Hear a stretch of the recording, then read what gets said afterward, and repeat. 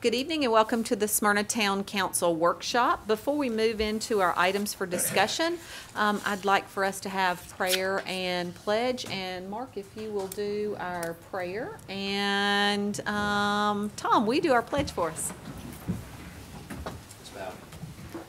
Father, we come to you today with grateful hearts, Lord. We just thank you for each and every day that we have to enjoy life and not take those for granted. Lord, we also lift up those people that are in harm's way, those that are in our military, those that are in our police forces, fire departments, and our employees dealing with the weather that's going on here in the city, Father, with heavy rains and flooding. We pray for those that are being affected by that as well. Go with us now as we deliberate our business. Lead, guide, and direct us in all things that we do. Forgive us where we fail you. It's in your name we pray. Amen. Amen. Pledge allegiance to the flag of the United States of America and to the republic for which it stands, one nation, under God, indivisible, with liberty and justice for all. Thank you, Mark. Thank you, Tom. We will move into our items for discussion, and our first item is consideration of a resolution relative to a plan of services for properties located on Tax Map 72, part of Parcel 9.00, and Tax Map 73, Parcel 14.00. Kevin, oh, sorry. How are you? I'm doing well. How are you doing? You didn't look like Kevin sitting there, but we're glad to have you tonight, Appreciate Mitch. it. All right, Mayor and Council, this is a plan of service request which is required for all annexations, which is put in effect from the urban growth boundary legislation, which was passed in 1998. Puts in writing that the services that the town will provide to the property on the effective date of the annexation. The town will provide all services to this annexed area except for water, which will be serviced by a consolidated utility district. Planning Commission has recommended approval of this plan of services, 5-4, 0 against, 1 absent. Questions on this? We've kind of already discussed this before. Anything additional? Okay. We'll move on to item 2, which is consideration of an ordinance relative to the annexation in R3 zoning of properties located on Tax Map 72, part of Parcel 9.00 and Tax Map 73, Parcel 14.00, containing approximately 25.2 acres. It's requested by Sean Collins, and the properties are located at 4750 Amaville Road and 4616 Rocky Fork Amaville Road. And again, this is a second reading. Mayor, Council, the properties that are subject to this request are at 4750 Almaville Road and 7616 Rocky Fork Almaville Road. Portion of Parcel 9 requested to be annexed is the rear part of the property that is 19.2 acre portion of the larger 49 acre tract. The portion annexed would have access through Antique Avenue as well as adjoining parcels owned by Mr. Collins. Parcel 14 is 6 acres and is approximately 1,400 foot southeast of the intersection of Briley Road and Rocky Fork Almaville Road. Both parcels are adjacent to parcels previously annexed and zoned R3. The land use plan would support office, retail, multifamily development in this area. The surrounding zoning is R3 and PRD in the town and RM in Rutherford County. The area lies within CUD's boundary for water service, but town would be providing all of their services to the area upon annexation. There is an existing single-family residence on Parcel 14. Planning Commission recommend approval of this request, 5-4, 0 against, 1 absentee. Questions on this? We've had quite a bit of discussion on it, so we will move on to item 3, which is consideration of a resolution in memorandum of ordinance 18-27 relative to the annexation in R3 zoning of properties located on Tax Map 72, part of Parcel 9.00 and Tax Map 73, Parcel 14.00. This is our housekeeping item that we have to do in regards to annexation. So we'll move on to item 4, which is consideration of an ordinance relative to the rezoning of property located on Tax Map 28, Parcel 78.00, containing approximately 0.75 acre. It's requested by Jack Parker to go from C4 to PUD. The property is located at 1071 Rock Springs Road, and again, this also is a second reading. Thank you, Mayor. Mayor, Council, the property that is subject of this request is located at 1071 Rock Springs Road, approximately 900 feet west of the Old Nashville Highway intersection and 200 feet east of the Austin Lee Drive intersection. Land use plan for the area would support office, retail, multifamily development in this area. Surrounding zoning consists of R1, C2, and C4. The proposed PUD would allow for C4 use as well as an attached apartment. Access would continue to be from Rock Springs Road. There is an existing house on the property that would be removed. The proposed use is a dance studio and an attached apartment. Attached, there are drawings as well in your packets that you have received, with the elevations as well. And Planning Commission recommend approval of this request, 6-4-0 against. Questions or comments on this? I think we kind of talked about it last time. I think it's a nice fit for everybody. I know we had some issue with it when it was brought in before, so I think this is a nice compromise. Yeah, and it's in a relatively high traffic area, and part of the Planning Commission thinking on it was that there's a small residential component to it, and for us to keep it at PUD gave us more control over it, and we can bring it in exactly as it needs to be brought in to best benefit the town. Yeah. Okay, we will move on to item 5, which is consideration of an ordinance relative to the rezoning of property located on tax map 34, part of parcel 52.04, containing approximately 8.5 acres. It's requested by Legacy Joint Venture to go from C2 to PRD. The property is located at Legacy Drive and Lee Victory Parkway. This also is a second reading. Mayor, Council. The property that is subject to this request located on Legacy Drive with road frontage on Lee Victory Parkway. Land use plan support commercial development in this area, and surrounding zoning consists of R3, R6, and C2. The proposed PRD is for 52 townhouses. Access would be from Legacy Drive via private roadways. The rest of the parcel is developed with 2 commercial buildings, and these will have to be subdivided with an ingress and egress easement recorded. There are also existing and proposed public utilities that will have to be recorded easements as well. Attached in your packets are the preliminary plans for the proposed development, which include layout and utilities and building elevations. Planning Commission recommend approval of this request, 6-4-0 against. Questions or comments on this? Just a couple of things. The driveway aprons each will support 2 cars, and then there's additional parking also. Correct, there's garage spaces as well. That was one of the things that the developer worked with, and also, our request to make sure that we had masters down to support the 55 and older community to do that. Okay. So I think they've addressed traffic and livability, plus you're not going to develop it commercially there. I mean, we're Right. just too far off the road. And with the other townhomes and whatnot, it's kind of a good fit to kind of finish that out there. And HG on this one, from design review, we eliminated vinyl altogether. Oh, yeah. So it's all stone, brick, hardy, that kind of thing. It's a much better thing than some of the product that's sitting next to it, the old R6 product right there. Really? Okay. Very good. Other comments or questions? We'll put that on the agenda. And item 6 is consideration of an ordinance authorizing the clerk of the Municipal and General Sessions Court to engage the service of a collections agency to collect delinquent municipal and general sessions court cost, fines, and fees, and it is a second reading. Any questions on this since the last time we kind of already gone over this? Okay. Put that on the agenda and move on to item 7, which is consideration of an ordinance relative to the increase in the monthly salary for the mayor, vice mayor, and town council members of the town of Smyrna. It's a second reading. Jeff Craig gave us a pretty detailed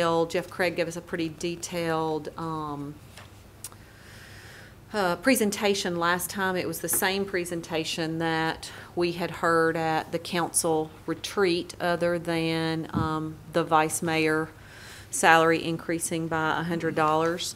And I think you kind of found that when you saw a lot more were doing that when you went back and did the updated review of other communities. That's correct. So are there everything, all of the recommendations other than that were the same from what was presented at the retreat as well as what was presented on when Mr. Gill brought it forth? Is there any comments that'd like to be made or questions? Okay, then we will put that on the agenda. I also want to let the public know that there will be a public hearing for that at our council meeting. next month. So if you want to come speak for or against compensation for the council, you are welcome to do that. And you don't have to be put on the agenda to do so. It will be an open public hearing. We'll move on to item 8, consideration of the adoption of the National Electric Code, NEC, for 2017 edition. Steve, how are you? Did we not just do this? Seems like just... Good afternoon. Yes. Well, believe it or not, as you may remember, about, 4 years ago, we began doing electric inspections. The state at that time was under the 08 electric code. They updated to the 11, and we followed them not too long ago after that. And now the state is updating again to the 2017 edition. In fact, they will begin enforcement of the 2017 code October 1st. So we are making this move to stay in step with the state's electric code and the electric inspectors in the surrounding areas. So most are also updating as well. Well, obviously those areas that are not served by a municipal department such as ours will automatically go to, but the others, for instance, Murfreesboro, who has an electric department similar to ours, they will be moving exactly this, just like this. Great. Steve, is there any notification that needs to go out on this to the building community or the commercial building community? Or? Yeah, as a matter of fact, we will be getting some notice out to our electric contractors. And in fact, as I'll mention to you in a minute as well, we'll be having some classes that will help deal with some of these changes that these new codes will bring. I guess my question doesn't mean electric contractors. I'm talking about the development builders, Rutherford County Home Builders Association, anything like that. Will they be contacted? Absolutely. Okay. Yeah. I know a lot of times electric contractors get the word and they just go do what they're supposed to do, and then they hit those people with their charges. Right. So I want to make sure they're aware of it too. Yep. Absolutely. Just so I'm clear, we're adopting, you're proposing we adopt the 2017 Yes, effective January 1st for us. The state's going to start doing 2017 October 1st, as in like a week from now. Yes, sir. That is correct. Okay, the packet actually is wrong. Just, somebody might want to update that. It says the state of Tennessee will adopt and begin 2014 Oh. on October 1st, 2017. Oh, okay. I'm sorry. So just That's got a the dates typos probably. That's a So I think typo. it's supposed to say 2017 on 2018. Yep. So, okay. That's perfect. a typo on my fault. I was a little confused. I was reading it, but what you were saying didn't match, so, sorry. I apologize for that. No, that's good, as long as we got it clear. Okay. Any other questions on this one? Then we'll move on to item 9, which is consideration of the adoption of the 2018 International Code. Steve? Yep. And so, as you may remember, the state requires all jurisdictions to be within at least 7 years of the most recently adopted code.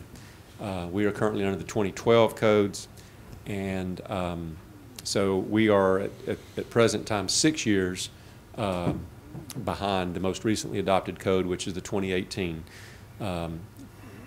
Technically, I suppose we could put this off another few months, but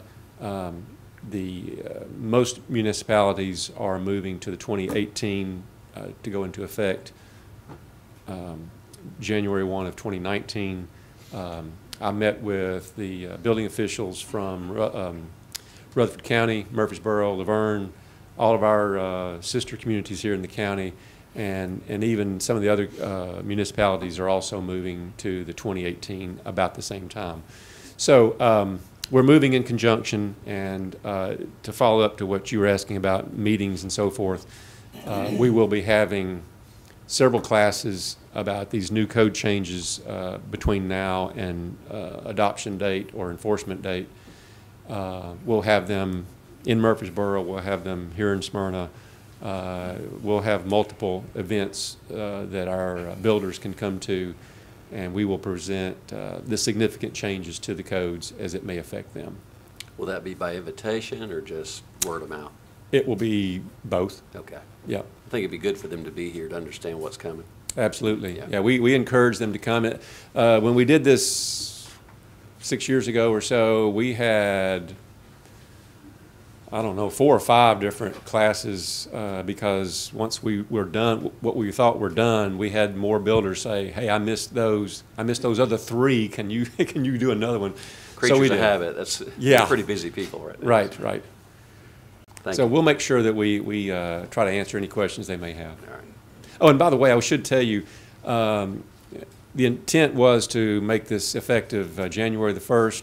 Upon my meeting with the building officials last week, it looks like they may be really looking more toward a February 1st effective date. So I'll just let you know that we may want to put that off another month just to make sure all the jurisdictions are comfortable and ready to move at the same time. So why are they wanting to put it off till February 1st? Well, just they have, in some cases, to go through more readings of their legislative body. Plus, of course, with the holidays in there, just thinking that it may be a bit of a rush to try to push it through on January the 1 and maybe allow an extra month just to allow us to have plenty of time to meet with contractors and that kind of thing. Okay. Is there any overlap between the building codes and the NEC codes? Do they overlap in any way? Well, yes, sir, they do. In effect, in the International Residential Code, about 3/4 of it deals with building, plumbing, mechanical type issues, and the last 1/4 of it pulls all of the residential requirements of the electric code into the residential code. And so, from that respect, the residential provisions of the electric code are pulled into the residential code. So if there's a difference, you go with the most stringent? If the NEC says one thing and International says the other? They are not. Okay. They are fully integrated, and there should not be a discrepancy between those two. Okay, so I guess International pulls, as soon as NEC makes their changes, International goes in and makes their changes? Yeah. then? Okay. Yes, sir. And getting these together too, if we were doing like the 14 electric code and the 18 building code, there would be some inconsistencies there, I think. I think we should eliminate anything potential like that in the way we're proceeding now. Thanks. Other questions for Steve on this? Okay, then we will move on to item 10, which is approval of the terms of and authorization for the mayor to execute a contract with Wood Environment and Infrastructure Solutions Incorporated relative to CEI services for the Stonecrest Sam Ridley intersection improvements projects. Tom? Thank you, Mayor Council. Yes, so we recently got approval from TDOT for the lowest responsive bidder for the Stonecrest Sam Ridley intersection improvement projects. As a part of that, TDOT requires us to have a CEI on site for that work. We had originally approved AMEC Foster Wheeler, which now has changed the name to Wood LLC, and they submitted a proposal for that of $152,296.83. Questions for Tom on this? Tom, did that amount change from what AMEC had submitted? Originally, I mean, about a year ago, Yeah. it did adjust a little bit, and the reason why it adjusts is because when we got with the contractor and find out a little bit tighter time frame, construction time frame, those numbers did adjust a little bit. It's all based on time and materials, how long the construction time frame is anticipated. So is it a fixed bid price, or is it, they'll bill us only for what they use? They'll bill us for only what they use. So if the contract is, say, 9 months of construction time, but they only spend 6 months 6 in months, construction right. time, we'll only pay them for 6 months. Okay, and it's a not to exceed number? Right. Okay, Anything perfect. beyond that, there's liquidated damages. Okay, so, So they're starting next week, is that right? As soon as you guys approve it, I'm just kidding. I'm not. tomorrow's supposed to be sunny. And I will tell you in regards to that, Brian and I have talked about maybe doing a special called meeting prior to a council meeting or a work session to go over nothing but road projects and timelines associated with those road projects, so that we have an accurate idea of what we're talking about and where things really are with each one of these. So we'll move on to item 11, which is approval of the terms of and authorization for the mayor to execute a contract with Sessions Paving relative to the construction of the Sam Ridley and Stonecrest Parkway intersection improvements projects. Tom? Thank you. I know you've been waiting on this one for a little while now. We did get approval for Sessions Paving to be the lowest responsive bidder by TDOT. They came in at $798,280.30. Questions for Tom on this?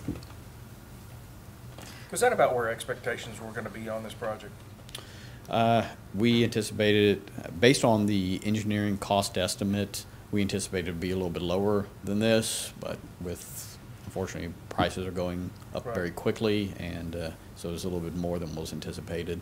But Mr. Hercules and I discussed it with, been discussion with TDOT and MPO. They're open to the idea of us coming back to them for the additional funding on the project. I was going to say that we've got a couple of projects that we're about to bring across the finish line, that both of them are a little higher than what our anticipated numbers were, but it's because construction right now is at a premium and costs are going up at a premium as well.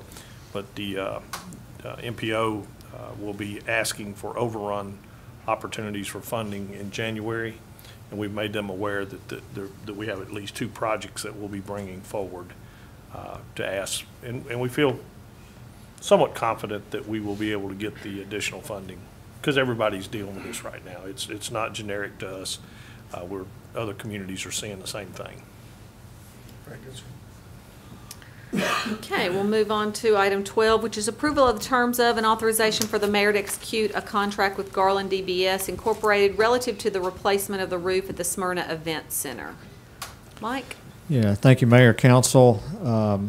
We've been working on this a while, but we've been working with Building Grounds. Pete Johnson's really been leading this process here, but we would like to contract with Garland DBS to replace the roof, basically the rubber part of the roof at the event center, and the project cost is $179,351. You can see the budget's $180,000.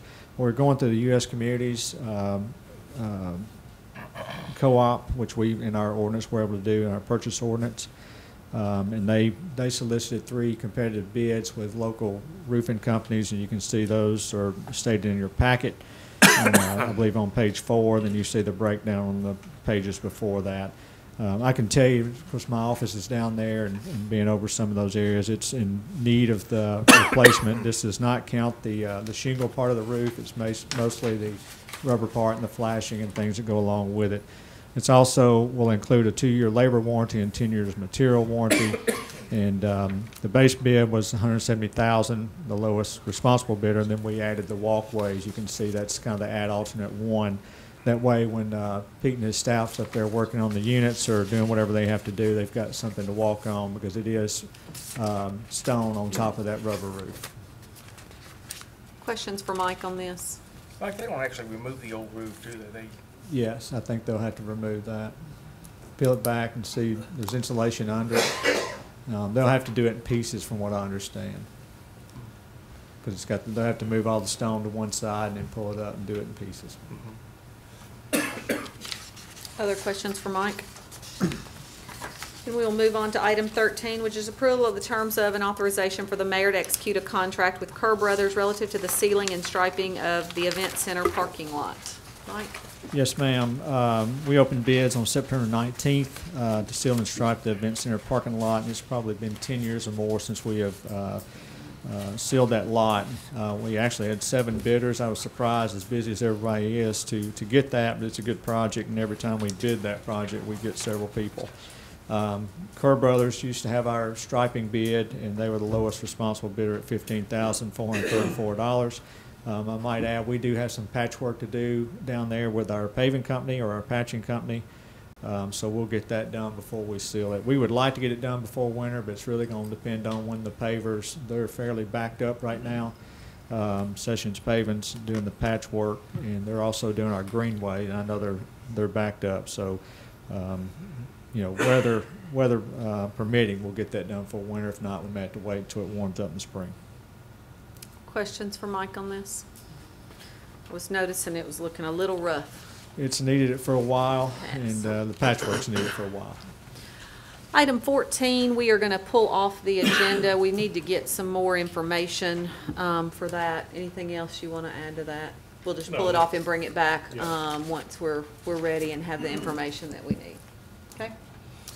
Item 15 is an appointment of one member of the Arts Commission Board to serve an unexpired term ending in 2019. I think we have a few applications from the Art Commission that have come in, but if you are interested in serving on the Arts Commission, we encourage you to submit an application before our next council meeting to be considered for that board. And Raquel, if you can look over those and then make a recommendation to us, that'd be great. Item 16 is appointment of one city council member to the Sister City Committee. When Steve is on BZA, and then when he volunteered for the library, the Limeball Library. Voluntold. When he volunteered for that, I think it's more than fair that he gets to roll off of Sister City since he's serving on 2 committees. So, we will need to appoint one person to the Sister City Committee. Also, I will be making a new appointment to the Planning Commission at the council meeting to fill Jerry's seat. Since Jerry was on the Planning Commission as a citizen representative, now that he's on the council, we have my designee, which is Mark, and the council's designee, which is Tim. So I'll make another appointment. Now, what I don't know is, Jeff, and I may be putting you on the spot here, I'm sorry. I know that Jerry served as the representative for the Planning Commission on historic zoning. So is that chosen by the Planning Commission, or how is that chosen? Do you remember? If I recall, it's either chosen by you or a vote of the council, but it's by this body will appoint to. Oh, if you think it's this body that appoints the Planning Commission member to the historic zoning? Yes. Okay, so do we need to put that on as well for the meeting, or do we need to wait till the next time to do that? I will look at it and see. I didn't know that Councilman Shore was coming off there this month. Okay. So I'll get that together and have it. I won't appoint my person, so he'll be there at the October meeting, because I won't make my appointment until our October council meeting. So he'll serve the October meeting. We can put it together pretty easy. Okay. Okay. So we will make that council member appointment to the Sister City Committee at our October meeting. Item 17 is consideration of an ordinance to amend Chapter 7 temporary sign provisions, Section A, general requirements of the Town of Smyrna sign ordinance regarding banners, and this will be a first reading. I know that there's some recommendations that staff has in regards to our banners that you want to talk a little bit about. Yeah, just very quickly, we had the opportunity, Jeff Peach and I and Nathan met with a couple of folks related to the banners. We've got a very good banner ordinance or sign ordinance, but we were finding it was giving a little difficulty to some of our nonprofits. To use as an example, with the Rotary Fish Fry, some temporary banners that they put up. If we would go back and look at what it truly costs to get permits for all those banners, and they're only there for 5 to 7 days, those kind of things. Also, some of the churches and some of those kind of things with their Mother Morning Out type programs and stuff. So we worked with one of the banner folks that does this for a living here in town, also with codes and with our legal team, and we've come up with an idea that we think would suffice to allow them a little bit of leniency there based on what their usage is. It's in your packet. I don't know if you want me to go through the full I think we've all had an opportunity to read it. I mean, the main thing is they still have to go through the process. They still have to go through the process, and we won't change that. But if they abide by some of the policies that we put in place, then they have an opportunity to recoup their cost for their banner permits. If they live by the... Well, and that's what I was going to say. It has to stay up X amount of time. And it's got to come down right accordingly, or they do lose the opportunity to, as a nonprofit. In a true nonprofit, they will have to bring in proof and evidence of their nonprofit status, a 501c3 type thing. Steve, will we have something there for them so they know these are exactly what the rules and requirements are for this banner? Okay. And I want to talk a little bit about the banner, why this was put into place. I know that Codes has been going out enforcing this, but this is one of the areas I think as council that we heard so much about in regards to cleaning up Lowry and cleaning up the rest of the town. So many places we were seeing banners that were being used as, not as temporary signs, but as their permanent sign. And also you see banners that are up, or I call them the feather flags. I'm not sure what the correct terminology is. And there's no flag or banner left. It's only the pole that's still out there. So we felt that this was a way in which that we could help to clean up the town, and most of the businesses understand. We've got some that are not really happy with us right now, but we just want them to know it's not about the money. It's not about trying to hurt small business. It's about making our community look better. And we think that this is a way that will help do that. You know, we've had to tweak it because of the nonprofits, and we understand that. But overall, we just want individuals to know we're trying to clean up the community. Can I add to that just real quick? Absolutely. I think that the mentality is when you ask somebody to remove a banner, they feel like we're harming small business, when in fact what we're trying to do is dress up an area that will draw business. And so I just hope that some of the people that are notified to do so will think past that and realize we're trying to clean up the image of an area by enacting some of these things that helps all the businesses flourish a little bit more. So. Well, I know that staff has even looked into permanent signage is not much more than what it would cost you to permit the banners for the 3 different times throughout the year it could be done. They're not much more than that. And so I think the small business needs to look into that as to what it would cost you to permit the banner for the 3 times you can use it versus what the permanent signage would be. So we will move on to item 18, which is approval of the terms of and authorization for the mayor to execute an enrollment form with Carfax for the police department. Chief? Yes, ma'am. Mayor and council, currently Carfax gets our data on wrecks, but right now they get them in 180 days, and they get it from the state. By us going into an enrollment form with Carfax, they would get our data a lot quicker, usually a month, 30 days, something to that effect. At the same time, we would have access to all of their data, including a huge amount of investigative tools that our detectives would have access to. So again, I'm just asking for us to have permission to work with Carfax so we could get to their data. Okay. Could I ask a question? Sure. What exactly types of data? So we're talking about, Accidents. so anything with a police report? No, just accident reports. Just accident report? Just accident reports. So. Like if you buy a used car, you could get a Carfax report that will detail all the accidents that car's been in. Right. And so currently, right now, they get our data right now, but they don't get it until 180 days from the state. And by us going into that, we would submit data to them. Now granted, the personal information would be redacted, such as driver's license and things of that nature. Okay. And mainly be about the cars more than anything. So it's no additional data, it's the data they're already getting, they're just getting They're already it getting faster. it. Yeah, exactly. And now we get access to their data. And we get access to all of their data. There's numerous police departments that already participate with them, such as Brentwood, Franklin, Cookeville, Ashland City. There's quite a few other police departments that already work with Carfax. Is there a cost for this? No. No cost, and at any point in time, we can unenroll. We can say we don't want to be a part of you for whatever reason. Do we get access to the Fox suit? I'm not aware. I will check on that and see. And I will let them know my mayor wants to know. Steve would love to wear that at events. If we do it, I'll wear it. Okay, all right, I'll work You on all, that. Miss Diane, make sure that's in the record. There may or may not be a picture of me dressed as a bunny rabbit somewhere, so the fox is fine. Item 19 is approval for the police department to donate 5 rear divider cages to the Cannon County Sheriff's Department. I guess they've decided on what they want. Ma'am, we are trying awful hard to get rid of this stuff. Maybe we should They- just deliver it to them and drop it off. Yeah, exactly. I've thought about it, seriously.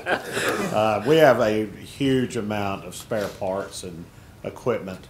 And at one point in time, they had said they wanted everything, and then I think they got to looking at the list and realized they didn't want everything. But they do want the 5 dividers. Okay. And so just to make some room at the shop and at the same time be a good partner with a neighboring agency. Okay. Questions for Chief on this? The next thing is our yearly dues for approval of the terms of and authorization for the mayor to execute a contract with the Regional Transit Authority, better known as RTA, for the relative to the Relax and Ride service for the fiscal year 18-19. Any questions for Rex on this? Then we will put that on the agenda. Item 21 is approval of the terms of and authorization for the mayor to execute a contract with Experitech relative to the natural gas, SCADA upgrade project. Yes, ma'am. We're finally getting around to getting to do some things on the gas that we need to do with the SCADA system. There was only one bidder, but they are the sole rep for this area.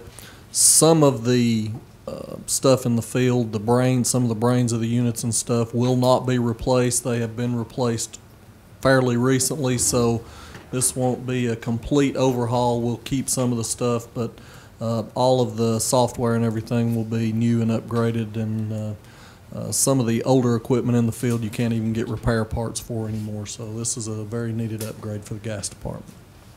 Refresh our memory on the acronym for SCADA. I can't. Not right off the top of my head. Let me think.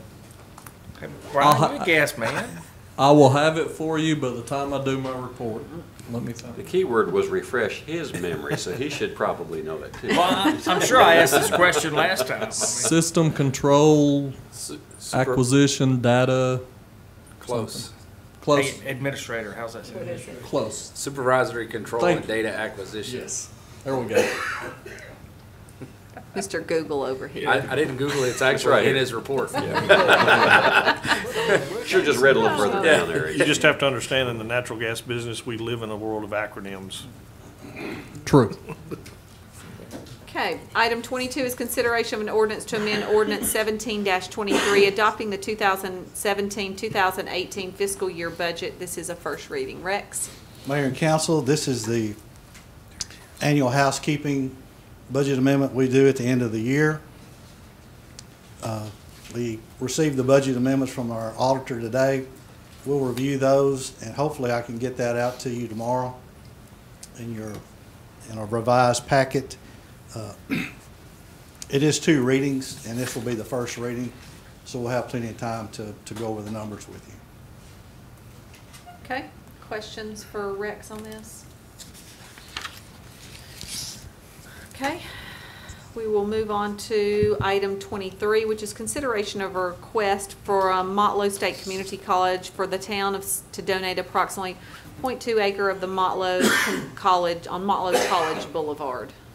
Mayor, Council, Motlow State Community College has requested the town to donate approximately 0.2 acre of this to the school for use of the current expansion project they are undergoing. Area requested is portion of tax map 18, parcel 13.00. Area lies west of the new parking lot and is a portion of the parcel utilized by town for the potable water tank. This land would be utilized as a part of the parking lot expansion. Attached is a map and survey showing the land in question. The existing property line is the red line on the survey, and requested property line is to the left, approximately 20 through 25 feet on the drawing. Staff would recommend that any costs associated with the transfer, such as surveying, legal description, deeds, etc., to be borne by the state. Planning Commission will review this request at the October 4th meeting. Okay. Yeah, I'd like to chime in on this one just a moment. What has happened is, as they develop their parking lot, they've eased into and encroached upon our property at the water tank, and that property is currently just a tree line that helps barricade the tank and those kind of things. we talked about possibly doing just an easement there to allow them, their contractor cannot close the project until he rectifies this situation. After reviewing it and going up with Mike and a couple other folks and looking at the property, we're in a better position just to give them that property from standpoint of continued the maintenance on that small piece of property. It's a 20-foot, stretch of property that really is nothing. There's nothing that the town would ever build there or develop out as part of that property, and it just takes care of some maintenance issues and stuff coming off their parking lot would be on their side of the fence per se. It is a very small portion of property, and it's just one of those things during the construction, the contractor just encroached on our property on some of their banking and stuff and their cuts. Brian, would we need to maintain an easement there at all? No, there's no reason to. The staff's reviewed that. We've looked at it from the utilities side. We've looked at it with Parks and Rec. No reason to have to get in or out of there. No, there's nothing, yeah. I mean, it's truly just a wooded tree line there. Just curious, looking at the picture, there's a fence there, the property comes down, kind of jots out. Is it worth the conversation of just giving them all the way up to the fence? No, I don't think we want to do that. We want to keep some of that barrier to protect the vision coming in as far as our tank and stuff, and this would not encroach on that. We still would have that buffer.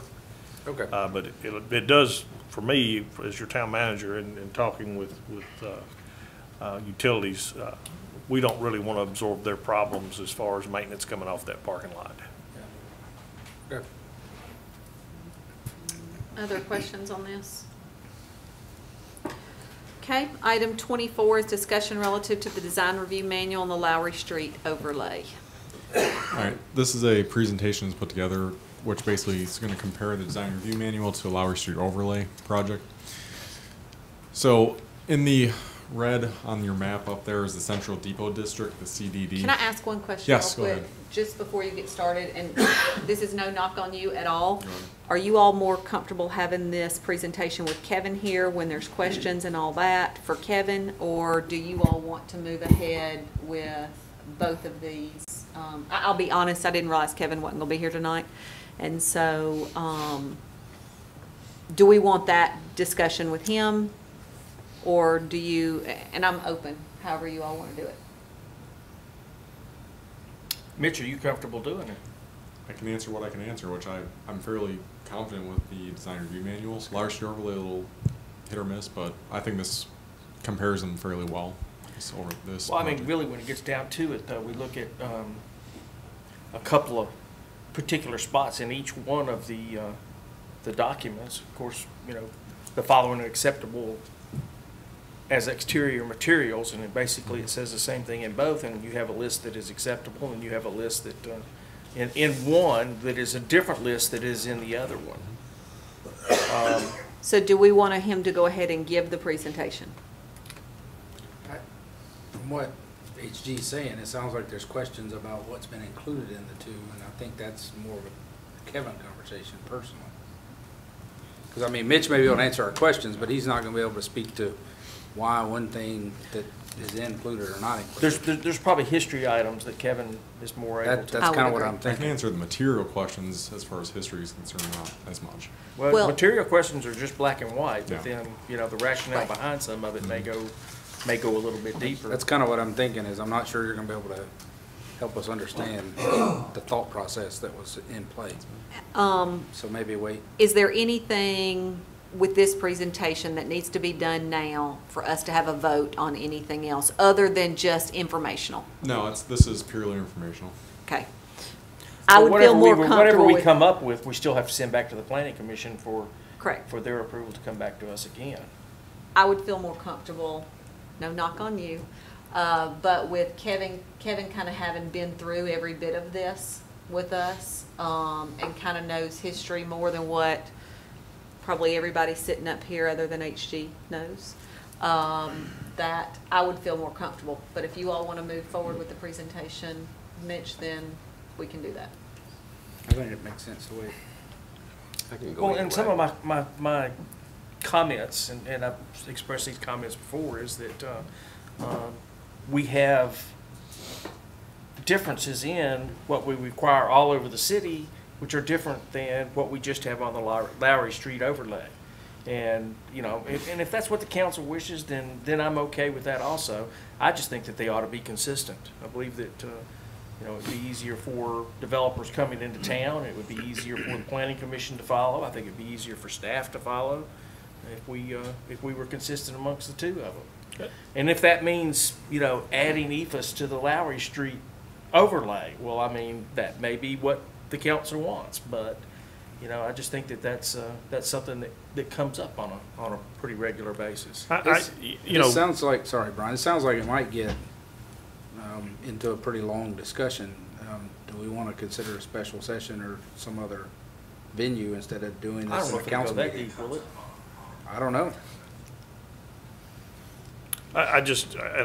Mr. Councilman, I appreciate your comments, and I think, you know, Mitch is prepared to give us an overview tonight. I think the caution I would have is, I know many communities, especially when you get into a historic district or a similar situation like in Murfreesboro with the Medical Center Parkway, that there's a definite difference in the overlay because of a vision for that particular portion of town, that those standards typically would be at a higher level than possibly what you'd put on just the typical, you know, construction in a commercial district or those kind of. Now, that's not to say that we're going to just free range open up the commercial districts, but I don't think it's abnormal to have overlay districts with stricter type covenants than what we would have across the whole town. So, Well, some of that does apply to the historic district downtown, although that's a pretty limited area. right.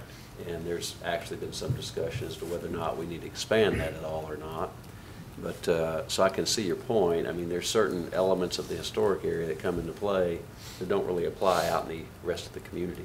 Well, and even from that standpoint, is we have a vision for what the Lowry Street Overlay District, our vision, as I understand it, maybe not even bringing in the historic side of it. Right. There's definitely, you know, different communities that will have that vision for a certain downtown area or a district that they're trying to bring back and revitalize, that it's not abnormal to have a stricter, you know, set of covenants and overlay for that. So, Well, even if, I was gonna say, even a focus, because I'm with you on this, because a part of what we looked at on the Lowry Street overlay was bringing a residential component and more of a mixed residential commercial, whereas you wouldn't necessarily want to see that on Sam Ridley.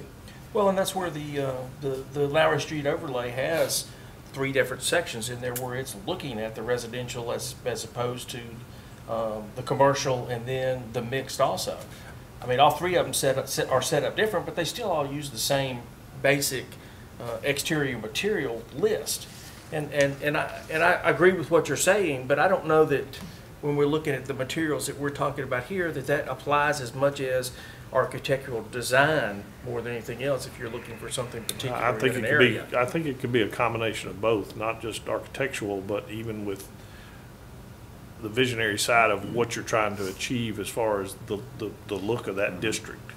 You know, when I look at Lowry Street, look at Front Street, there's definitely some historic value there, but then there's also a place where we can do a mixed use with maybe a residential component tied to a commercial component that would be completely different than what we would want to see, as Tim has pointed out, Councilman Morell's pointed out, of what we would want on Sam Ridley, or what we might want as we look at Ian Springs as we expand that back to the interstate at some point. I just want to make that observation, that it's not uncommon for that different vision to be utilized. Well, I guess my concern is if we just make a blanket, this is what we're going to do everywhere, that you lose some of the distinctive characteristics of an area, or we're not able to take that like a Medical Center Parkway and require a higher standard on some things. And I would think with historical, you've got some materials there that have been there, you know, over 100 years. And there's a difference between that and what you're trying to achieve versus a Sam Ridley, where you're trying to, you know, develop that retail professional corridor. And I think that lends itself to different materials. So I'd be concerned if we were just going to blanket and make a statement that says, this is all we're gonna do in the town, versus making the areas fit what we want that area to project.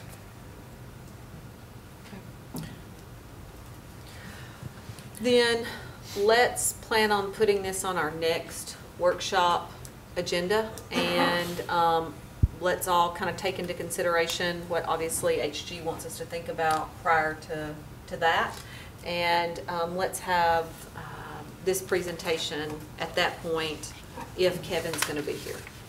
Great job, Mitch. Yes. Let me point out, Kevin's not just absent tonight, he's actually at a seminar for his continued learning credits and those kind of things, so it's. Oh, I figured he just on knew he building had to give the materials? presentation. On building materials. He's at a EFS conference. I thought stuff was rolling downhill, is what I thought.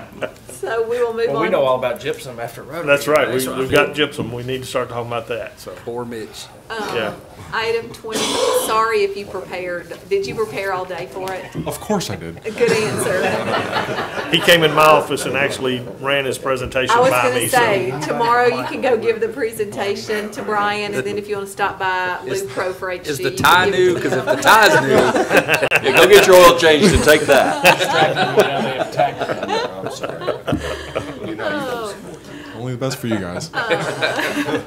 Item 25 is consideration of a resolution to set times and dates for the 2019 council meetings and work sessions. We have those in front of us. And I do have a couple of comments that I'd like to make on this. Sure. You know, as we set the council meetings and the workshop meetings, there is a method to the madness as far as timing with the planning committee and those kind of things. So there are a couple of things that I need to point out. I think we're in pretty good shape on the council meetings. And the second item there is the workshops. If you look, we've got a workshop scheduled for January 2nd, which is the day after a holiday. But because of the situation of not having a workshop in December, we do have to have 2 workshops in January. The reason we have to have the one on Wednesday the 2nd is the planning meeting is scheduled for the next day on Thursday the 3rd, and for us to be able to bring those items from planning back to the council, we kind of got ourselves boxed in just based on when the holiday falls this year. so since there's only 6 days between that day and our council meeting, if anything was to need to be added at that workshop, is that enough time to advertise it and to do it? Or do we have to, pretty much whatever's there is what we're not gonna be able to add anything? I would, there would be enough time, yes. Is the 2nd the accurate date? I was looking here versus here. and we've Yeah, got the 3rd. packet's got a different date. The packet has what date? The packet has the Third. 3rd. Well, the same thing for No, on November work also. session, it says January 2nd. That's it, that's what's in front of you, but look at the packet Oh, I'm on sorry. the Digital thing, packet. the digital Okay, packet. I'm looking Yeah, at the November date is also different in the packet. packet, isn't it? No, because I did not Okay. have that till Okay. today. My apologies. What you've got printed. Okay, yeah, It's this the is most accurate. January 2nd. January 2nd would be the date. Then I want to come down, is everybody okay with that?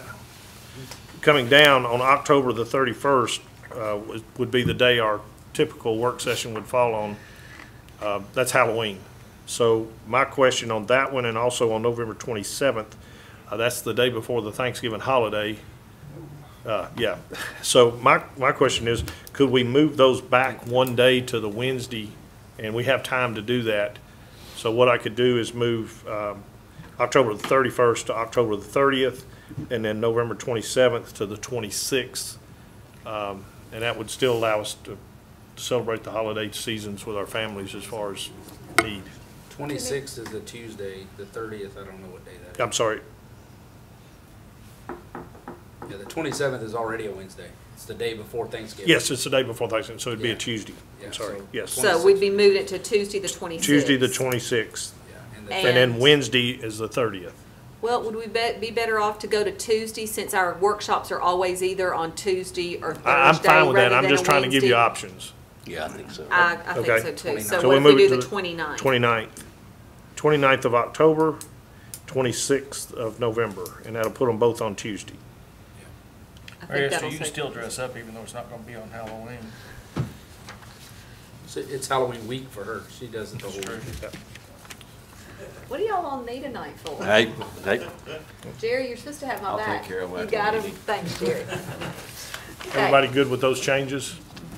Okay, thank you. Okay, we will move on to item 26, which is consideration of a resolution to create an internal policy for the Human Resources Director to perform a compensation study of elected positions of the municipality government every 4 years and to make recommendations if applicable for the time period. And I brought this up last time just so whenever all of us are not sitting on this council, it is really an awkward position to be in, to talk about your pay and to bring that forward. And so I think it would be nice if the elected officials, not just us, but the clerk and the judge are looked at on a regular basis. And Brian, I know you had a suggestion. Yeah, I know that at our last meeting, you asked for this particular item to be placed on the agenda. And I know Jeff has done some work to put that together as far as doing something. But talking with Jeff Craig, our HR manager or director, we already do a 4 to 5 year look at all employees. Pay study. Could we not just add that in that list to say that during that time that we're evaluating all of our employees and all the different positions that we include counsel, the clerk, and the judge during that time? I think that makes it easier, and we don't have to do something out of cycle different. So you'll do it at the same time you do all other employees? Do all other employees on a regular basis. But what do we call the one that's the law? Because I know on a yearly basis we look at different positions, but I know we do a large. Sure. Each year we look at, we participate in a salary study that we don't pay for. It's a voluntary one that we get access to the data, and that's what we look at on an annual basis. And then about every 4 or 5 years, we're going to want to do something a little bit larger, and so we'll contract with a consultant to help with that. And that would be when I would, estimate that we would include, council, the mayor, and the clerk, as well as the judge, and those Any elected positions. Yep. Okay. Jeff, how do we do that so we make sure once Jeff's gone and Brian's gone and all of us are gone, that it is still an ongoing? You keep me employed. He didn't hear what you said. I'm probably going to be here longer than Peach, though. We may lose it next month. That's just something we can include in our scope of work in that piece of what we do. It is part of our HR protocol. So I would think that anytime you're reviewing any employees, you should review all employees. Absolutely. It's that simple. I mean, but I think even sometimes if it's annual. awkward for, as an elected official, to say, include us in that study. Well, that's why I don't think well. we should have to. They just do it included. We will do it. Even if they come back with a recommendation, it's still going to be awkward because there's still going to have to be a vote. Right. And that's going to always be an awkward situation. So, but I think you're right. Including it automatically is the right thing to do, even if it's annual or 4 times a year. Just because you come with a recommendation doesn't mean the council has to accept it.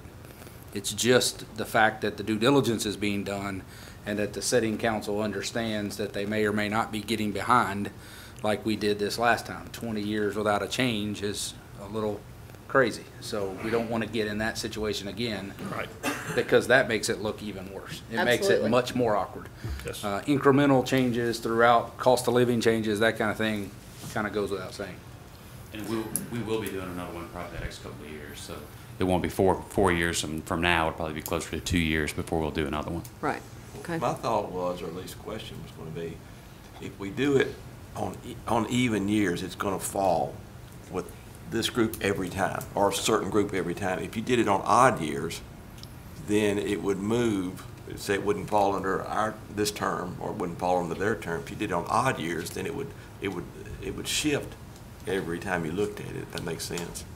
So that it doesn't. I mean, I'd be glad to do it whenever you guys, want to do it. I just want to make it as easy for you as possible. We can do it every 4 years, or we can do it whenever we do the I think it's easy to do. I want to make it easy for you all as to whenever that's done. I just want to make sure that there's a mechanism in place that it's done, and it's not just because we say it's going to be done, but there's something in place that it absolutely is. Go ahead, Jim. I wanted to give you the serious answer, was the two options that you have of what I'm hearing.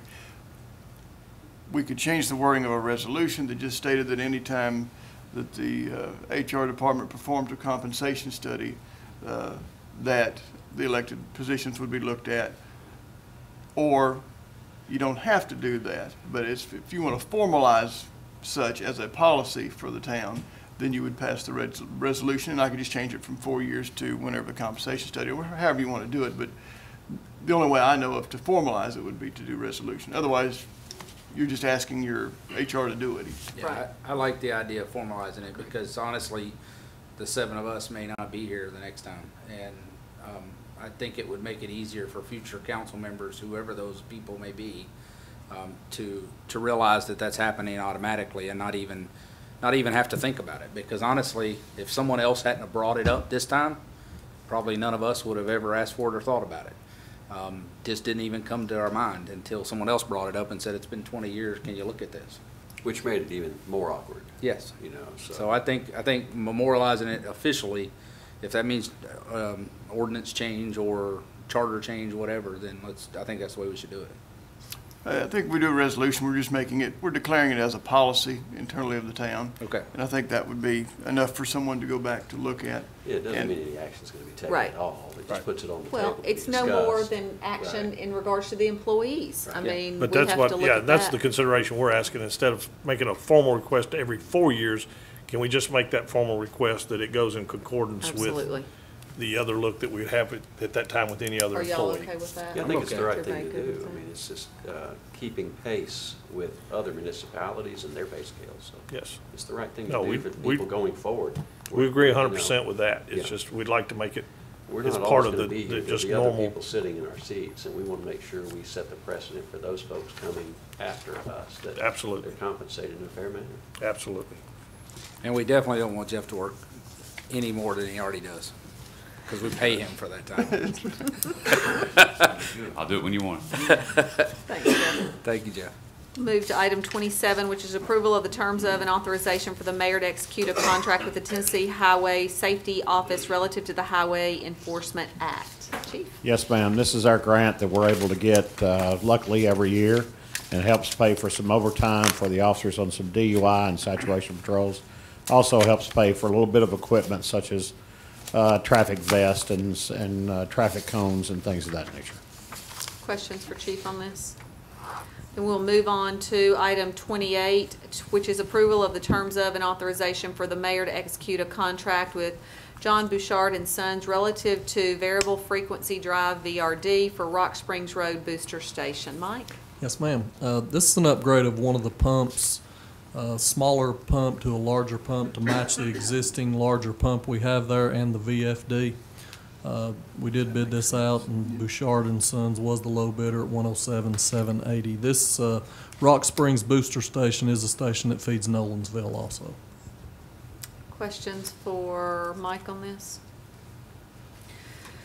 Anything under other tonight? There was nothing on our desk. Don't think there's anything under other. Okay, then we will move into our director reports.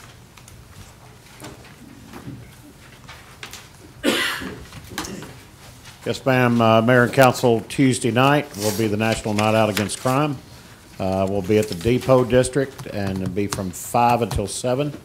And there's vendors and, of course, the annual bounce house and things of that nature there.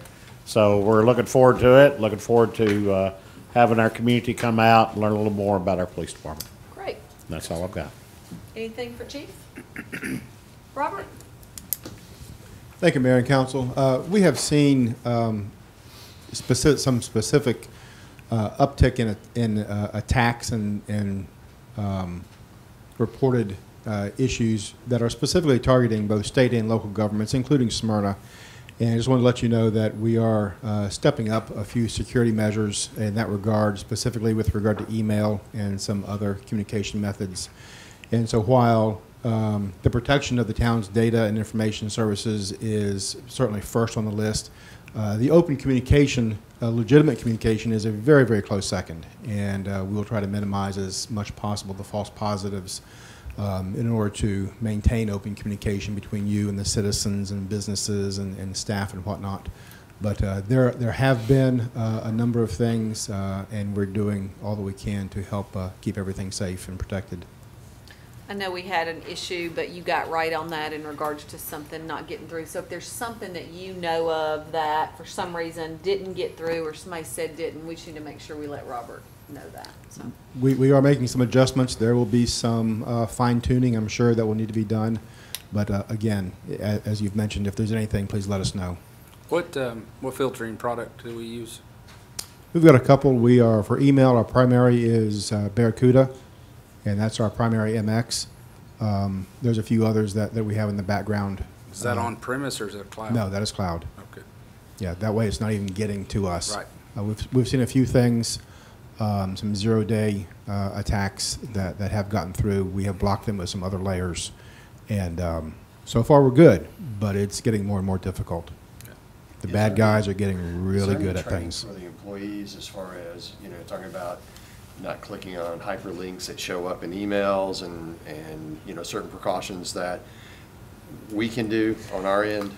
Well, it's ironic that you mentioned that. We are looking at some education initiatives. There's a number of companies that provide training for businesses and governments for their employees, and we're looking at utilization of either some of those in addition to some in-house measures to where we'll be able to provide training. And this will be useful not only for employees for the town's information, but for their own, because we all have our own personal email addresses. We all surf the web at home and whatnot. And so this is a real issue, not just for the town and for businesses, but for your personal data. Do you guys use, does Barracuda do URL redirection? To Tim's point, there's a lot of those products out there that would help with that as well. Barracuda is specific to email or the services that we have with them. We do have a number of other packages involved that, one, for example, it's actually part of our cyber insurance policy, but that is an automatic block of known sites. Gotcha. Addresses, domains, etc. So the traffic doesn't even go at all, and that's bidirectional too. So, like I said, there's a number of layers that we utilize, and so far, knock on wood, so far we're good. One more? No, it's good. Okay, thank you. Okay, everybody can wake up now. They just need to go to lunch together sometimes. Yes, geek Yeah, speak. It does get. anybody that's in trouble has to go with them. Geek speak. Anybody having to go to the principal's Tim office. asked about URLs. I wouldn't have brought it up. There you go. I had to take a test at work today, and I mean, it's a big issue, and well, that's it. Don't click if you don't recognize the email or it's the source or whatnot, because that's probably the greatest access area for companies and municipalities. It's someone opening an email that's a suspicious email. Yeah, Well, lot but the of problem with companies, that is we get so many emails from so many different people. It's, you know what Well, I mean? there's things where you hover over the link and you see how it's, Yeah. There's a lot of companies that have started performing internal phishing attempts. Just they're basically sending bogus emails internally only, just to try to catch their employees for training purposes.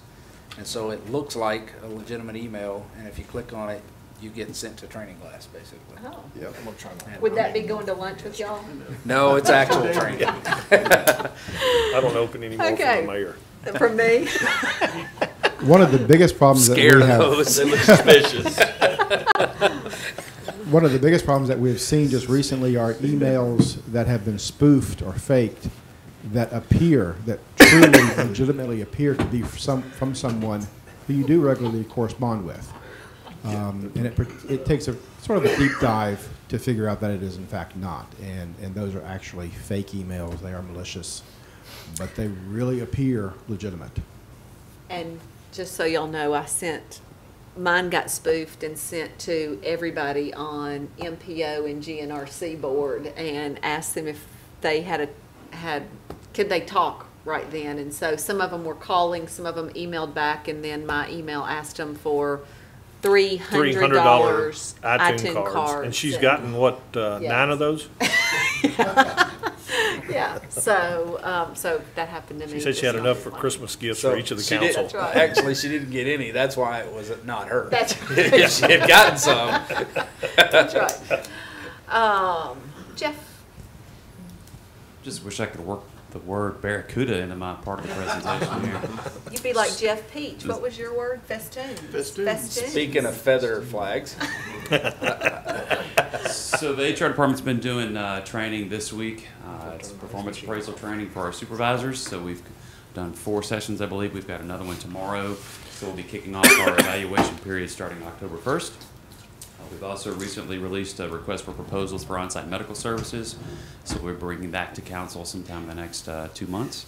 And then last Friday, we had about 18 volunteers that volunteered for the Hometown Huddle. That's United Way's event that volunteers go out and work at schools to help clean up playgrounds and just the grounds at the facilities. And so we had 18 volunteers go out to Cedar Grove Elementary School last Friday and worked really hard like a bunch of barracudas to clean up the grounds there, and they were very pleased with our efforts. So Did you clean up any festoons? I have no idea. I don't think so. Questions for Jeff? No? Mike? Thank you, Mayor and Council. I'm sure you're going to go over some of these, but our annual car show and depot days is this weekend. I did want to just make one note. We usually call that a cruise in, but we're this year kind of changed it over to car show. We're wanting people to, if they bring their cars down, to keep them there until we're done. In the past, we've had people coming and going around pedestrians, so that's why you're seeing that little bit of a change. And I think we are going to have some judges and judge some of those vehicles tomorrow night. Hopefully the weather will be better than it has been all week. So just over the weekend, I'd just like to thank everybody in advance as a part of this. It's a true partnership down there with the fellow departments and also the organizations that put that on. Also, our Jefferson Springs Greenways moving forward. I do anticipate a change order just on a couple of things there, maybe with the utility portion of it and some of the quantity levels, and we've run into some unsuitable soils just out under the tree canopy and having to dig out and make sure the area is firm to hold the asphalt. So just want to give you a heads up on that. And some of that may be weather sensitive, so we're trying to get all the paving done before winter time. Also, for the second year in a row, we're going to be doing Fright Nights down at the Outdoor Center. That's Smyrna does not really have a haunted house, so we wanted to do something to kind of bring that along. And this will be the second year we do that. And 6 to 8 p.m. will be the non-scary portion, and the 8 to 10 p.m. will be the scary portion. That'll be October 12th and 13th, and 2 weeks later will be Halloween in the park. Also, Nolan Drive, just to let you know, I think legal has received one of the easements from the airport signed, and also they're working on getting the information from the property owners at Kmart. I think they've got something from the bank, but also waiting on one more piece there. So as soon as we get the okay from legal, we will bid that project out. That's it. Other questions for Mike? Thank you. Thanks, Mike. Mitch? Planning Department's got Planning Commission next Thursday night. Rather light agenda for once. We have one PRD amendment to the Cedar Hills subdivision, along with a annexation for more land for that development. We got 3 additional site plans and a couple other minor right-of-way acquisition and mandatory referrals. And that's about it. Great. Questions, Mitch? Okay, anybody know anything about you? They're wearing me out about Steak and Shake. No, we do not. Not yet. We receive calls all the time, but nothing yet. So do we. But they're close. They look close at least. Yeah. Okay. Mitch, which one is Cedar Hill? Cedar Hill's the one off Morton Lane. Just It's across from Bankside there. yeah, SG. exactly. Oh, right, okay, yeah. By the park. Thank you. Okay. Thank you, Mayor Council. October 11th at 11 a.m., we're going to be conducting a pre-con meeting with TDOT and the CEI Wood LLC and Sessions Paving for the Stonecrest Sam Ridley intersection improvement projects to kick that construction off. Also, the weekly Swan intersection improvement projects, we're currently awaiting TDOT review of lowest responsive bidder. With the ITS Phase 1 and Phase 2 project, they just approved everything internally with TDOT. Now they're submitting that to FHWA for approval to receive construction funding on that project. And finally, I'd like to mention the Love Where You Live campaign. Might be a little bit while since you've heard about that one. We're going to be doing a recycling campaign internally within Town Hall a water treatment plant, wastewater treatment plant, SOAC, and Town Event Center. What we did is we purchased some of the recycle containers for paper and cardboard as a part of mint condition. They're going to be starting on October 1st, providing janitorial services for those 5 facilities. They'll be collecting that recycled material, bringing it back to Town Hall, and putting it in our recycle container in the back. Great. I got my basket this week. So, thank you. Anything else for Tom? Mike? Yes, ma'am. Give you an update on the wastewater plant expansion. TDEC has approved the plans. They are currently at SRF, and they're doing a rate review to make sure we don't have to have any rate increases or anything like that. That should be completed within a couple of weeks. Once that happens, currently with SRF, we would be approved for a $3 million cap grant with $300,000 principal forgiveness. Get those loan documents together is probably going to take another 60 days. Dempsey Dilling is ready with the design plans to go out for bid, which will probably happen in January. Stay out on the street 30 to 45 days, and then once they come back in, another few weeks to review. So estimated start for construction will be sometime around April of 19. Questions for Mike? Al? Yes, ma'am. Thank you. Just wanted to make the public aware. We started aerifying on Monday, and we got all the greens on the back nine punched, and by about 2 o'clock it started raining, and we haven't been able to top dress them yet. We were hopeful to do it Tuesday, Wednesday, even today, and wash out tomorrow. They'll be finishing the back nine, and all 18 holes will be opened for the weekend. We do have an aerification rate, but then we'll be doing the front nine on Monday. We have a weather station that's right outside the maintenance barn that runs and is tied in with our irrigation system. We have 5.5 inches of rain that hit the golf course since Friday afternoon. So we have been majorly flooded. And then after tonight's meeting, we'll be looking at the creeks tomorrow to see if we have any barracudas that have washed up. I hope not, since that would be That'd be close in to your me. backyard. That'd be in my Those aren't the ones you won't wash it up. That's right. Questions for Hal? Thanks, Hal. Hal, how about, saw an interesting video. That I posted last week? Uh-huh. Yeah, and I shared it at the last council meeting, was it? Oh, I wasn't here. I missed that. Okay. Well, we had a company out of Dallas that was doing marketing for the USA-Mexico soccer event held at over at Nissan Stadium, and they came out with an actual member from a USA team and a Mexico soccer team, and they filmed the footage on the foot golf course and used it during the time frame that prior to the event being held. I tried to get them to get the sign in there or mention it, but they didn't. But anyway, it was at our golf course, and it was pretty neat. Pretty neat. It's on our Facebook page. How does the foot golf? How many rounds a week do you get? 50 to 75. We really get a spike during fall break, summers, spring break, and we have them come from Nashville, colleges. We have a couple colleges that'll come down every year. We have a group from Nissan that comes out and does team building. They'll bring like 12 or 15 of their leadership, and they'll come out and have competition with each other. Very good. Al, that's interesting, is what I do for a living, of course, in the real estate field. And had a family trying to decide if they wanted to locate here or somewhere different. And their son is now at Smyrna High School and is very involved in soccer. And once they told them they had foot golf over at the golf course, they said, there's no way we can go anywhere else. So, I mean, it's sort of tongue-in-cheek. Yeah. But, you know, it kind of matters to them. Yeah. So having that available to them. Oh, this lady that was part of the crew to do this filming picked us, she out of Dallas. Yeah. She was just looking for things to do for marketing that had to do with soccer, and it showed up on Google, and she sent me an email. How many foot golf courses are there in the mid-state now? 2. They have one at the VA, and then us. In Murfreesboro? Yes, sir. I did not realize They that. did that after we did. Yeah. Imagine that.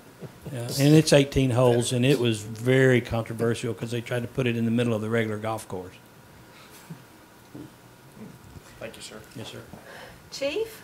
Mayor, council, we would just like to ask everybody to mark their calendars. Our annual open house will be October 14th from 1 to 5 at Station 1.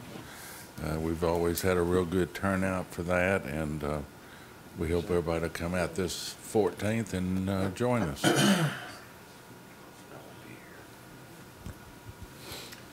Okay, thanks, Chief. Rex? August local sales tax, we received $1,055,540. That gives us a year-to-date budget deficit of $2,600. August state shared tax, we received $459,613. That gives us a year-to-date budget deficit of $27,868. I sent out an email today to all the departments, and we will be officially kicking off the budget process October 1st. It's already here, isn't it? And got the audit finished, and we've started budget. Okay, Miss Diane? We've issued 26 new business licenses, and one of which, to all the ladies, is Bath and Body Works. Ooh, very nice. Where are they gonna be? Out in the Target shopping center. I'm not sure which location, but Mama will be so excited about that. I'll have to let her know that. Steak and Shake and Bath and Body Works. That's all she needs. What could you ask That's all for? she needs. Yeah. I'm If pretty the sure flea she mar- already, If the flea market was here, she'd never have to leave Smyrna.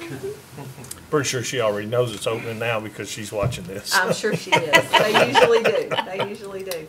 Brian? I do have a couple of things I'd like to share with you, and kind of going on the same vein as the new openings as far as new business license. We had the pleasure of having two very successful ribbon cuttings this week with the Remington Room out off of Safari Drive, and then Stars and Strikes. And I would encourage everyone to go give both of these new locations your business. They're great places and excellent new businesses for our community. So. Did want to touch on that. I did have one thing I want to share with you, and I know the council, you received this letter, but I'd like to go on record as sharing this. And the Smyrna Fire Department, Chief Culberson sent this to us. It's from the Laverne Fire Department. I won't read the whole letter, but basically the City of Laverne Fire Department would like to thank your department for its assistance. After the death of our chief, Ricky McCormick, during this event, your department provided personnel, apparatus, honor guard, briefing room, lunch, and most of all, friendship when we needed it the most. And I just wanted to go on record as, again, complimenting the chief and the whole fire department, and also the Smyrna Police Department for the way that we participated in their time of need. And I was very proud that we were able to be there and do the things that we did. So, Chief, thank you. And I know Chief Arnold had to get to a meeting tonight over in Franklin, but for both the police and fire department, thank you so much.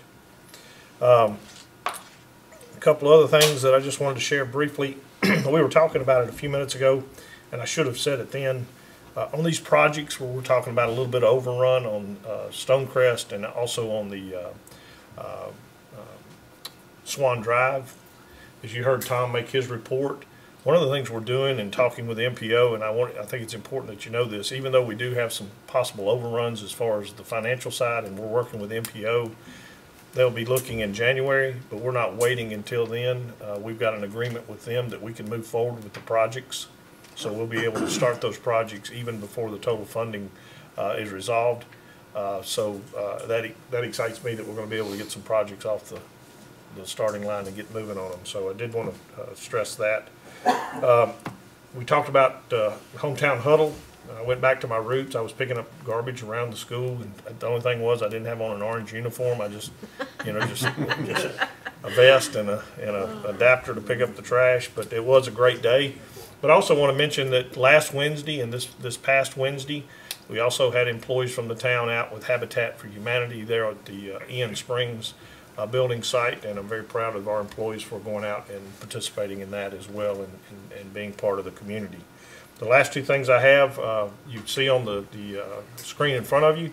I want to remind everybody of the Sunday brunch opportunity that will be coming October 21st. We're trying to branch out a little bit at the town center. The chef and I have discussed this, and we're excited about the opportunity to offer a Sunday brunch once a month. We're going to try a 3-month trial. That'll be in place October, November, and December. And then last, I'd like to just mention again, I know it's a little bit ahead of schedule from the standpoint of timing, but I wanted everybody to get this on your calendar. Our VFW and the town of Smyrna will be working together for a Veterans Day celebration. And yes, the date and time is correct. Many people will acknowledge Veterans Day on Monday, but Veterans Day is actually Sunday.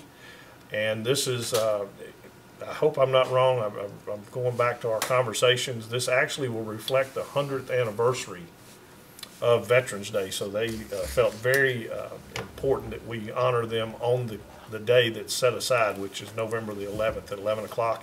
And that'll be at our Jeff Coos Memorial. So we're excited to be part of that. Hope our veterans will come out. We want to recognize them, and we hope the community will come out and support that. And other than that, Mayor, I am done. Yeah. Hi. Jeff? As you all know, I've emailed you several times this week, so you know a lot that I'm working on. That we can talk at some point again in the executive session. However, also we've been working heavily on acquiring property that has been donated to the town for different projects such as the Nolan Drive and also Potomac, working with the attorneys for those landowners that are going to donate property for Potomac to us. And we should have, hopefully within the next 30 days, at least have those deeds in escrow. We'll be bringing recodification to you at the next workshop. And I'll send you out DVDs, CDs, what have you, that you'll be able to take home with you and look at, so you will not just receive a big book that night. So to save trees, I'm going to give it to you on a disc, and you can review that. It'll be 2 readings for that. What about a flash drive? I don't have a disc player. That's true. Some people won't, will they? Yeah, my computer doesn't have a DVD. Find them a thumb drive, would you, Jeff? Zip drive? I've got some in my office you can have. Now, whether I can transfer or not, that's another question, but I'll try. No, It's easy. that's why I asked. Anything else, Jeff? That is it. Thank you. Raquel? I just wanted to say how fun it was to participate in last Friday's High Five Friday. Thank you, Mayor, for inviting us all out to Stewartsboro to do that.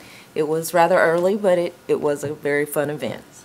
And also, I participated in the Read to Succeed program on Friday. I was able to read at Cedar Grove Elementary and Smyrna Elementary. So I'd like to thank those teachers for having me out to participate in that as well. And lastly, the Smyrna Arts Co-op and Smyrna Arts Commission actually participated in a pop-up art show that was held at the Smyrna Outdoor Adventure Center on last Saturday, along with the overflow for the from the farmers market. That's where they were also located since it has closed at the depot. And so I'd like to thank all of those that came out to support the pop-up art show. And that's all I have. Great. It's she. Mike mentioned Depot Days coming up, and of course he said the car show on Friday night and then Saturday morning. The event itself, there's music, vendors, food, lots of good stuff. But I wanted to mention that it is sponsored by SIMA, the Smyrna Independent Merchants Association. Then the major sponsors that go along with that are Nissan and Stonecrest TriStar. And then there's a group that works real hard on this, and that is the Town of Smyrna employees. Everywhere from the Parks Department, which of course is closely involved in it, the Fire Department, the Police Department, the Streets Department, you know, everybody participates, and it truly makes it a community event. So come out and see that, and that is all I have, ma'am. Great. Tim? Just to kind of follow with HG, the Depot Days is a great event. It really showcases what's happening in the downtown area as far as the revitalization. It's a great community day, you know, and I'm even hopeful that in the car show, a Plymouth Barracuda may show up. All that just for that, wasn't it? And there'll be plenty of festivities. There may be a white one there, actually. Really? Oh, there you go. There we go. Jerry? Just like Raquel, was able to be part of the Stewartsboro High Five last Friday. That was great. And then I also did the Read to Succeed at Rock Springs Elementary, first grade class, my wife's first grade class. And she's been teaching 37 years. And this is the first time she's asked me to read, so I guess it means it took me 37 years to succeed. So, but it was really fun. Great. Steve? We pretty much hit all the events. It's that time of the year, fall around here. Pretty much there's an event every weekend, every day. So if you're not participating in Town of Smyrna events and getting out in parks activities, then you're not trying, because there's lots of options. The High Five event that both Raquel and Jerry talked about, I'm going to be honest, I thought going out there, I was like, what has Mary Esther got us into again? But once we got there, I'd say 99% of the kids that came through, the smile on their face, and even their parents, some of them that reluctantly came through the gauntlet there and got their high five. It was a good way to start the day. It was, I went to work from there, and I actually caught myself kind of smiling a couple times throughout the day thinking about some of those kids that came through. So it was really cool. I would encourage you to maybe see if we can't do that some more different schools, maybe even hit all the schools in Smyrna over the course of some Fridays. I think it was a really good event. It definitely seemed to make a difference, at least in those kids' day. And ours too. And ours too. So it was a lot of fun. We talked about Depot Days and the car show, and I think the one thing I didn't hear anybody mention was Halloween in the Park. Maybe Mary Esther's got that on hers. I've got it, but if you want to talk about Nope, it. you go ahead. Okay. And then the last thing was Brian had mentioned Stars and Strikes. Last night we had an event there. It's a really nice venue. I would encourage you to come out. They have bumper cars and laser tag. Mary Esther cheats at laser tag, for the record. The only one worse than me was your wife. Y'all are all She good. clearly doesn't cheat. I don't, not at that. But they have bowling and video games. I mean, it's a lot of fun. They actually have a restaurant. The chef actually treated us to some very good cuisine last night. So I would encourage you guys to come out and try it out. It opened officially last week and seems to be going strong. So the old Kmart building is reopened. I promise you, when you go in there, you won't know you're in the old Kmart building. So. One of the managers, just to key in on that, they did soft open on Saturday of last week. Last night was the official grand opening. They shared with me that they set a record. This is their 12th store. The 13th store is under construction. They set a record for opening days in Smyrna, Tennessee. Sweet. Well, but the VIP area, if you want to go and have kind of a private little, whether it's bowling or a party or whatever, I mean, it was just really, It really a was. cool venue for adults and for kids both. Yeah, my wife picked up a packet and she left there talking about different events that with our small group and different things that we could potentially do there. It's amazing the cuisine that they can put on there for group Oh. meetings and so forth, because Yeah. what we experienced was amazing. Yeah, the Yeah. prime rib was amazing. Yeah. One of the other things that I did a little research on them, and this is the first one that they've opened in the state of Tennessee. That's So I really hope that we come out and support this I agree. wholeheartedly. Well, and I just can't imagine with ball tournaments that are going on and if there's rain delays or whatever, I mean, it's a perfect venue for everybody. I didn't even parents and mention kids. their TV sports Oh. viewing area. Yeah. They have a really nice sports bar area with 10 or 12 different TVs on the wall Huge. there that are huge. So And then huge very ones while nice. you're bowling too. Yeah, very Ball very games nice. room. Did you mention the escape rooms that are coming? I did not mention escape rooms. Yeah, there's also escape rooms that they'll be. I don't think they're open yet. They're going to be Not yet. opening. They tell us November, That will beginning of also be November. there, 1st of November. I think the only thing we didn't get to participate in was the bumper cars. Mary Esther was afraid. We It's hard to stayed cheat at away. that. It is. It's hard to cheat at that. She was afraid that we were all going to gang up on her. So anyway, Oh. I'm good. Go ahead. Just speaking of, everybody's covered all the great activity. By the way, there's a lot going on here in town, and some of these businesses opening up are just an enhancement to our community. So we appreciate them. I don't know if we got to cover Gennardi's Ice Cream ribbon cutting. That was a little over a week ago, week and a half or so ago. They are right downtown next to Carpe Cafe. They're at the Depot District. And really nice folks, good ice cream. So it's just another little addition to that downtown vibe that we've been chasing and looking for. So we welcomed them, and they had some good food too. They had some good ice cream. On a personal note, I did get to go read at Smyrna Elementary School when everybody else read. My wife's been employed there about 25 or so years, and Miss Patton and some of those people invite us every year to come out and be a participant. You and I actually got to go and interview some of the kids for their houses and so forth. So I'm kind of connected to that school. That said, I'm also connected to my wife for 37 years here about 8 or 10 days ago. So we had an anniversary. I haven't had a chance to publicly acknowledge that. I want to tell her I love her here on camera and tell her how much I appreciate her. Behind every man, every good or bad man, there is a good woman, and that's the one for me right there. So congratulations, Connie. Happy anniversary. That's all I have. Great. I got one go back I forgot. Yes. And I should have mentioned it already. My daughter celebrated her 22nd birthday last Friday. Oh. So she is now officially 22 and seems to be doing well. So happy birthday, Good. Stephanie. Great.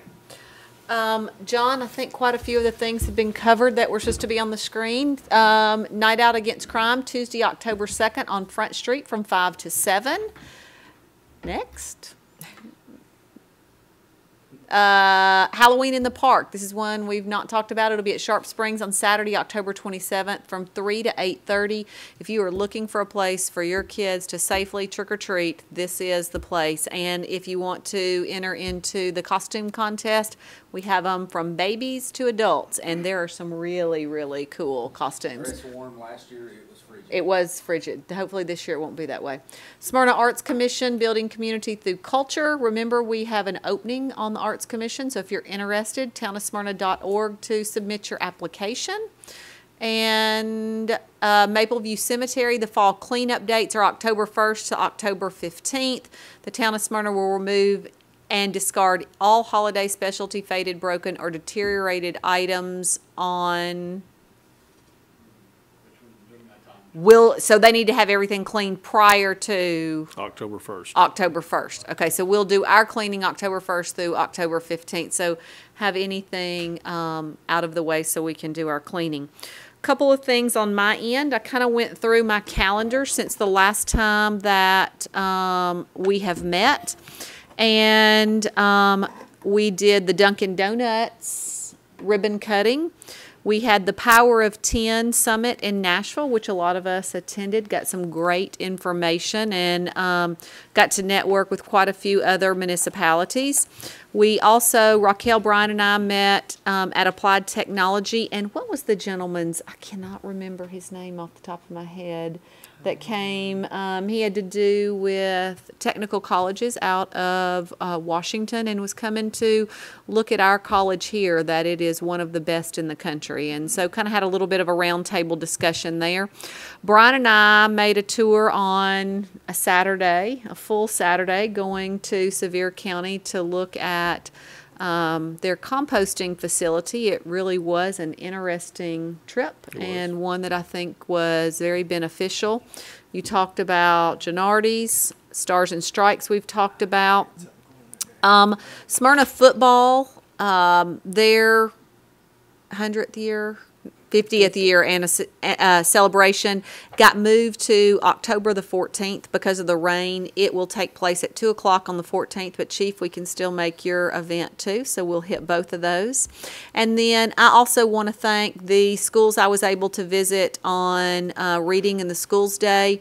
Miss Wilson's was at Stewartsboro School, Miss Jenkins at Smyrna Elementary, Miss Walters at Thurman Francis, Cedar Grove. We read to 4 different kindergartens at John Coleman. I had 2 classes at Rock Springs, Miss Barlow, and at Smyrna Primary. I got to read to 2 classes as well. There's nothing I like better than to get back into the classroom, and the kids were all great. I also want to thank the 2 children that invited us to High Five Friday. It was a lot of fun. They have both started this program. They do it every Friday. They invite different people to come out and to do the high five. And just like you all, I was not looking too forward to getting there at 6:30. And but we were all there, and I will say by the time we left, we were all smiling. So it was definitely a lot of fun. You can see lots of things are taking place in our community, and I just hope everybody will get out and enjoy and get to meet some of your neighbors. There's lots of great things going on here. So anything else? Nothing else? Then we are adjourned.